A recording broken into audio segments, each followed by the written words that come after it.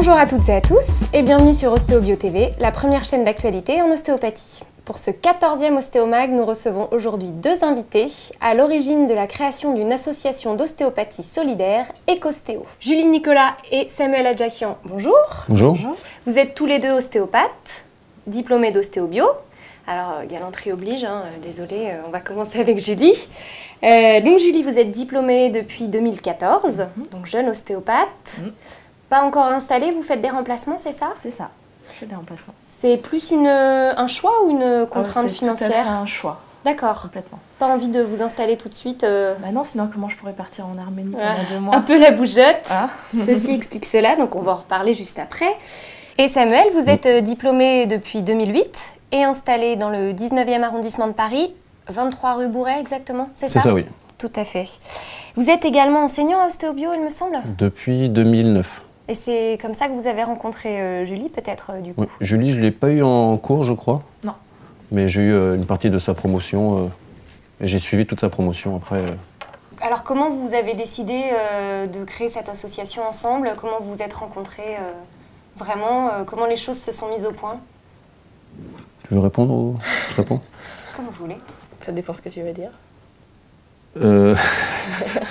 Donc, en fait, moi, je suivais une amie à Julie, Mathilde Pompara, qui est ma remplaçante aussi, au cabinet. Et j'avais parlé de ce projet de partir en humanitaire, créer une association. Et je ne savais pas avec qui. Et Mathilde m'a dit, Julie, elle m'en parle assez souvent aussi. Et elle avait ce projet-là.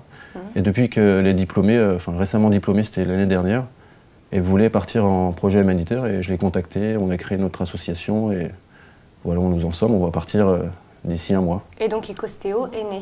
C'est ça. Et alors, pourquoi avoir créé une association alors qu'il en existe quand même déjà pas mal d'autres? Et qu'est-ce qui vous a donné envie de créer la vôtre et de ne pas vous rapprocher d'autres associations? Quel a été le facteur déclenchant? Dans un premier temps, moi j'avais pensé à me rapprocher d'autres associations, mais quand je me suis renseignée, je me suis rendu compte qu'ils ne travaillaient pas tout à fait de la même manière que nous. C'est-à-dire? Nous, on est vraiment spécialisés, étant diplômés d'ostéobio, dans la biomécanique. Et c'est beaucoup d'associations qui font, en tout cas, pas que de la biomécanique. Et donc du coup, ça ne correspond pas à notre façon de travailler. Vraiment de l'ostéopathie où on manipule, on mobilise. Ah oui, et puis voilà. Nous, on manipule, c'est sûr, on y va pour faire l'ostéopathie telle qu'on la pratique tous les jours. D'accord, donc du coup, on en vient aux valeurs d'Ecostéo. A priori, c'est plus défendre l'ostéopathie biomécanique. C'est ça, tout à fait. Défendre, en tout cas, en faire profiter des pays émergents qui ont un système de santé déjà plus ou moins bien réparti, mais qui ne connaissent pas l'ostéopathie. D'accord. Et donc, première mission, en juin là, de cette année, vous partez en Arménie. C'est ça. Et alors, est-ce que vous pouvez nous parler un petit peu plus de cette mission? Qui exactement va partir en Arménie? Comment ça va se passer sur place? Nous, on va partir déjà, on part dans 3 semaines, le 3 juin. On va, partir en précurseur pour recevoir les tables offertes chaleureusement par notre partenaire et sponsor TKM. Vous allez recevoir combien de tables comme ça? On va recevoir 2 tables électriques et 2 tables sèches, c'est ça. On va laisser sur place là-bas, c'est vraiment un gros cadeau qu'ils nous font pour nous aider à démarrer justement notre activité là-bas. Ouais, quand on connaît le montant d'une table, c'est sympa. C'est pas donné, oui. C'est sympa. Donc Monsieur Bérard qui nous a offert justement ces 2 tables. Donc nous, on va les recevoir là-bas en arrivant le 3 ou le 4 juin, je crois peut-être le jour même ou le jour d'après. Et arrivé en Arménie, on va les poser sur 2 centres hospitaliers publics qui nous accueillent à bras ouverts, donc à la capitale qui est Yerevan et à la 2e ville d'Arménie qui est Gyumri. Voilà, donc à partir de là, les étudiants vont arriver à partir du 7 juin pour des périodes de 2 semaines par des groupes de 5 à 10 personnes, donc 4 groupes jusqu'à fin juillet. Et alors, qui va effectuer les actes en ostéopathie? Ce sera les étudiants, ce sera vous, d'autres tuteurs peut-être qui vont aller sur place? Comment ça va se passer sur place? Ce sont les étudiants qui vont pratiquer, principalement, sous la tutelle de Samuel et puis la mienne aussi. Et puis après, ceux qui veulent participer peuvent venir nous rejoindre. S'il y a d'autres tuteurs qui veulent venir, on est ouvert à tout. Et puis nous, on sera là aussi pour assurer si besoin. D'accord. Voilà. Et donc vous allez assurer les soins uniquement en hôpitaux? Dans un premier temps, c'est le meilleur moyen, je pense, de se faire connaître. On se calque sur le modèle qui a été fait avec l'école, avec Villeneuve-Saint-Georges et bientôt... Le partenariat voilà, entre Ostéo-Bio et l'hôpital de Villeneuve-Saint-Georges, Voilà. ouais, d'accord. Moi, je suis tuteur à Villeneuve-Saint-Georges et je sais que l'école aussi a un nouveau partenariat avec Saint-Cloud, l'hôpital de Saint-Cloud. Donc, moi, j'ai pris un peu de ces informations-là. Je vois que ça marche super bien, les patients sont super contents. Du coup, il y a pas mal de patients. Le schéma, quoi. On reproduit le schéma et on l'exporte à l'international. Et dans quel service vous allez intervenir, vous savez déjà? On aura un service, je pense, pour nous. Pour l'instant, ce n'est pas encore très clair, mais a priori, nous pourrons intervenir dans tous les services qui ont besoin de l'ostéopathie telle qu'on la pratique. Et sur place, vous pensez avoir une collaboration avec les autres professionnels de santé? Oui. Ceux des hôpitaux, oui, ça c'est sûr. D'accord, vous avez déjà été en contact avec eux et ça a été bien reçu au niveau des professionnels de santé arméniens? Très très bien reçu, ils étaient contents qu'on ait une initiative comme ça. En faveur de leur pays, en faveur de leur pays, surtout que c'est le centenaire du génocide. Ah oui, c'est ça, en plus vous choisissez votre année. Oui. Oui, on n'avait pas réfléchi en fonction de ça. C'est ce que je voulais vous demander, c'était pas un fait exprès? Non. Donc pour le centenaire du génocide arménien, vous serez sur place, il y aura des festivités peut-être? Je sais pas, il y a eu Kim Kardashian qui vient de passer, Oula, il y a eu le système of a Down aussi, mais je pense que nous, derrière, on va pas faire beaucoup la fête, on va surtout beaucoup travailler, mais on va surtout apporter notre savoir-faire pour justement développer au sein des patients l'ostéopathie, comment on soigne, comment ça se passe. Et aussi, j'attends des retours du ministère de la Santé en Arménie, donc directement peut-être le ministre ou son adjoint qui veut nous accueillir à bras ouverts aussi. Du coup, peut-être aussi, on m'avait parlé de commencer à faire découvrir aux professionnels de santé un début de formation en ostéopathie biomécanique. D'accord. Et peut-être plus tard, ça pourrait aboutir à un partenariat si... Pourquoi pas exporter la formation ostéo-bio en Arménie? C'est ça. Mais dis donc. Et alors, vous avez un parrain de l'association qui est quand même relativement connu, Simo Abkarian, acteur arménien qui a tourné notamment dans le Casino Royal et Kabul Kitchen. C'est ça. Les plus connus. Du coup, il a eu un Molière aussi en 2001, meilleur comédien. Ah ouais, je savais pas tout ça. Moi, je dis ça parce que c'est mon oncle, du coup... ça facilite je les fais choses. Un peu de publicité. Oui, d'accord. Mais du coup, est-ce que ça laisse présager d'autres missions d'étudiants en Arménie?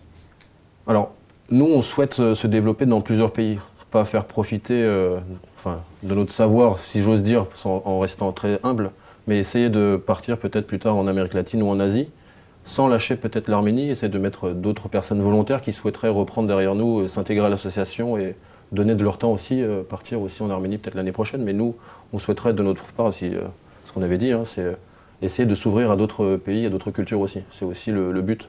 C'est pour ça aussi que les étudiants veulent venir, ils veulent donner aussi de leur temps sur leurs vacances et aussi découvrir le pays. Donc un projet peut-être plus à long terme en Arménie, en collaboration vraiment avec le système de santé local, et puis après faire découvrir peut-être un petit peu l'ostéopathie biomécanique à d'autres pays, d'autres continents. Voilà. C'est ça. Et vous avez déjà réfléchi un petit peu quand même à des endroits en particulier ou... On y a réfléchi, il faut qu'on voit en fonction du prix du billet d'avion, toutes ces choses-là qui sont quand même à prendre en compte. Justement, on va y venir. On a une petite association, on vient d'être créée, ça, le financement. On n'est pas milliardaire, oui. Donc on y réfléchit. Et justement, au niveau du financement, comment ça se passe? C'est principalement par des dons, des sponsors, comme l'école Ostéo-Bio, l'association française d'ostéopathie, TKM qui nous donne 2 belles tables électriques.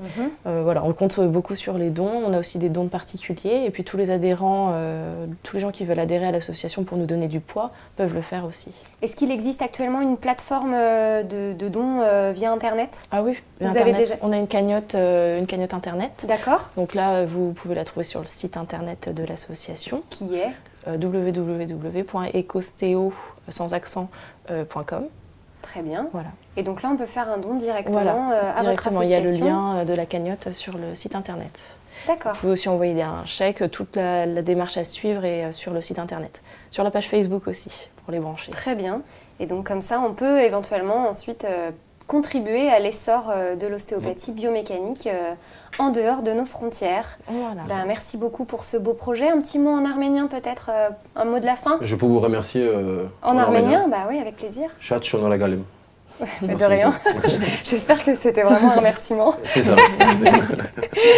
Merci beaucoup Merci, d'être Léo. venu sur notre Avec plateau. plaisir, merci de nous avoir invités. Beau projet, j'espère qu'on aura l'occasion peut-être d'aller faire un reportage. Bon, on vous attend de toute manière début juillet, je sais que C'est prévu. c'est prévu. Hein, c'est dans les valises. En Oui. tout cas, vous êtes cordialement invités. C'est Voilà. gentil. Merci beaucoup, mais Merci à vous. ça nous ferait grand plaisir d'aller vous voir.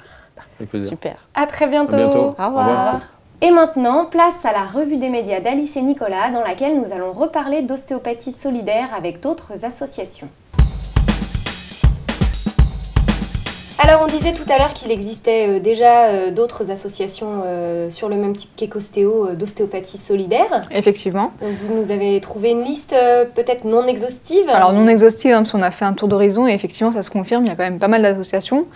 Donc on va en sortir deux, ce qui représente un peu le même profil de toutes les autres. Donc on a le COSAO, qui est une association qui a été fondée en 2008 par des étudiants du COS de Bordeaux et qui, eux, effectuent un voyage par an à Saint-Thomé et Principe, une ancienne colonie portugaise. Donc comme Ecostéo, c'est sur la base d'un voyage par an. À côté de ça, on a d'autres associations comme Hayat Ostéo qui, eux, font des missions plusieurs fois par an. Et donc, eux, ils s'occupent de missions dans les orphelinats du Maroc. Donc c'est exclusivement toujours au même endroit pour ces deux associations? Non, Hayat Ostéo, c'est à chaque fois, il y a dans plusieurs régions du Maroc, mais ça D'accord. reste toujours dans le même pays, effectivement. Ok, donc pour l'instant c'est quand même relativement ciblé, alors que c'est vrai qu'avec Ecostéo on essaye De diversifier de un viser petit peu. plus large. Et la différence avec Ecostéo, c'est qu'effectivement, quand on regarde leur pratique, elle est essentiellement crânio-sacrée ou fluidique, mais elle n'est pas purement ou quasiment biomécanicienne comme Ecostéo. D'accord, il n'y a pas que des techniques manipulatives Non, ou pas de que. mobilisation, quoi. Donc c'est pour ça aussi que Julie Nicolas et Samuel Adjakian Innove, ont créé une association innovante. tout à fait. Et donc on parle d'ostéopathie biomécanique. On va donc parler maintenant de crack. Voilà, donc qui dit ostéopathie biomécanique dit forcément utilisation de techniques de mobilisation et ou de manipulation. Donc manipulation, haute vélocité et faible amplitude. Voilà, manipulation haute vélocité, faible amplitude. Donc ça entraîne ce qu'on appelle un phénomène de cavitation. Donc c'est le fameux crack qu'on peut entendre. Et que qui ce fait soit, souvent peur. Voilà, que ce soit dans le dos, dans les cervicales, parfois dans les genoux, ou Dans dans les n'importe doigts. quelle articulation au final. Donc pour illustrer un petit peu ça, on vous a trouvé une vidéo d'un crack articulaire. Donc c'est l'articulation métacarpophalangienne. Donc c'est cette articulation-là. Voilà. Et donc c'est une IRM qu'on arrive à passer en vidéo et on voit effectivement que l'articulation elle bouge d'un coup, elle se décoapte et ça entraîne un mouvement articulaire et ce fameux phénomène Et de donc crack. on arrive à visualiser le phénomène de cavitation sur la vidéo. Alors on arrive à visualiser le déplacement d'un os par rapport à un autre os, mais on voit pas normalement c'est une bulle de gaz qui fait ce bruit-là, on voit pas vraiment la bulle de gaz éclater, entre Alors, guillemets. On va regarder.